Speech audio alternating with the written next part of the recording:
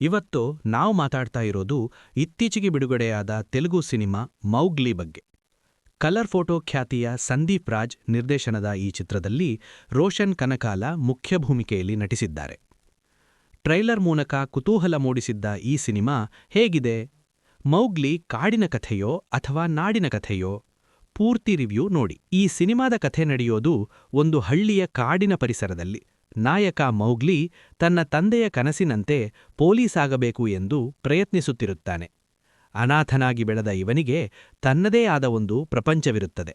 ಈ ನಡುವೆ ಶೂಟಿಂಗ್ ಕೆಲಸಕ್ಕೆ ಹಳ್ಳಿಗೆ ಬಂದ ಜಾಸ್ಮಿನ್ ಎಂಬ ಮೂಗ ಮತ್ತು ಕಿವುಡ ಯುವತಿಯ ಪರಿಚಯವಾಗುತ್ತದೆ. ಅವರ ನಡುವೆ ಪ್ರೀತಿ ಶುರುವಾಗುತ್ತೆ.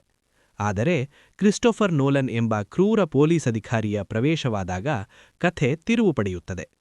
ಈ ಅಧಿಕಾರಿಯಿಂದ ಮೌಗ್ಲಿ ತನ್ನ ಪ್ರೀತಿಯನ್ನು ಮತ್ತು ತನ್ನ ಅಸ್ತಿತ್ವವನ್ನು ಹೇಗೆ ಉಳಿಸಿಕೊಳ್ಳುತ್ತಾನೆ ಅನ್ನೋದೇ ಚಿತ್ರದ ಕಥೆ. ಪ್ಲಸ್ ಪಾಯಿಂಟ್ಸ್: ರೋಷನ್ ಕನಕಾಲ ಅವರು ತಮ್ಮ ಮೊದಲ ಸಿನಿಮಾಗೆ ಹೋಲಿಸಿದರೆ ಈ ಚಿತ್ರದಲ್ಲಿ ಆಕ್ಷನ್ ಮತ್ತು ಭಾವನಾತ್ಮಕ ದೃಶ್ಯಗಳಲ್ಲಿ ಚೆನ್ನಾಗಿ ನಟಿಸಿದ್ದಾರೆ.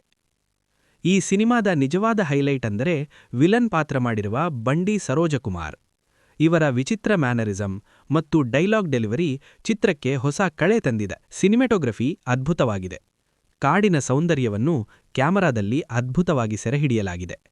ಕಾಲಭೈರವ ಅವರ ಸಂಗೀತ ಸಿನಿಮಾದ ಮೂಡನ್ನು ಬಿಲ್ಡ್ ಮಾಡುವುದರಲ್ಲಿ ಯಶಸ್ವಿಯಾಗಿದೆ. ಮೈನಸ್ ಪಾಯಿಂಟ್ಸ್: ಫಸ್ಟ್ ಹಾಫ್ ತುಂಬಾ ಸ್ಲೋ ಆಗಿದೆ. ಕಥೆ ಬೇಗ ಮುಂದಕ್ಕೆ ಹೋಗುವುದಿಲ್ಲ ಎನ್ನಿಸುತ್ತದೆ. ಕಥೆಯಲ್ಲಿ ಹೊಸತನವೇನೂ ಇಲ್ಲ. ಒಬ್ಬ ವಿಲನ್ ನಾಯಕಿಯ ಮೇಲೆ ಕಣ್ಣು ಹಾಕೋದು, ನಾಯಕ ಬಂದು ಉಳಿಸೋದು, ಇದೇ ಹಳೆಯ ಫಾರ್ಮುಲಾ ಇಲ್ಲೂ ಇದೆ. ನಿರ್ದೇಶಕ ಸಂದೀಪ್ ರಾಜ್ ಅವರು ಕಲರ್ ಫೋಟೋ ಮಟ್ಟದ ಮ್ಯಾಜಿಕ್ ಮಾಡುವುದರಲ್ಲಿ ಸ್ವಲ್ಪ ಹಿಂದೆ ಬಿದ್ದಿದ್ದಾರೆ ಎನ್ನಿಸುತ್ತದೆ. ಆದರೂ ಕಾಡಿನ ಸೆಟ್ಟಿಂಗ್ನಲ್ಲಿ ರಾಮಾಯಣದ ಎಳೆಗಳನ್ನು ಜೋಡಿಸಿರುವುದು ಹೊಸ ಪ್ರಯತ್ನ. ಎಡಿಟಿಂಗ್ ಇನ್ನೂ ಸ್ವಲ್ಪ ಚುರುಕಾಗಿರಬೇಕಿತ್ತು. ಫೈನಲ್ ಆಗಿ ಹೇಳಬೇಕಂದ್ರೆ, ನೀವು ಮಾಸ್ ಆಕ್ಷನ್ ಸಿನಿಮಾ ಪ್ರೇಮಿಗಳಾಗಿದ್ದರೆ ಮತ್ತು ಡಿಫರೆಂಟ್ ವಿಲನ್ ಕ್ಯಾರೆಕ್ಟರ್ ನೋಡಲು ಇಷ್ಟಪಟ್ಟರೆ ಮೌಗ್ಲಿ ಸಿನಿಮಾವನ್ನು ಒಮ್ಮೆ ನೋಡಬಹುದು. ತುಂಬಾ ನಿರೀಕ್ಷೆ ಇಟ್ಟುಕೊಂಡರೆ ನಿರಾಸೆಯಾಗಬಹುದು. ಸದ್ಯಕ್ಕೆ ಈ ಸಿನಿಮಾ ಇಟಿವಿ ವಿನ್ OTTಯಲ್ಲಿ ಲಭ್ಯವಿದೆ. ಈ ವಿಡಿಯೋ ಇಷ್ಟವಾಗಿದ್ದರೆ ಲೈಕ್ ಮಾಡಿ ಮತ್ತು ಚಾನಲ್ಗೆ ಸಬ್ಸ್ಕ್ರೈಬ್ ಆಗಿ.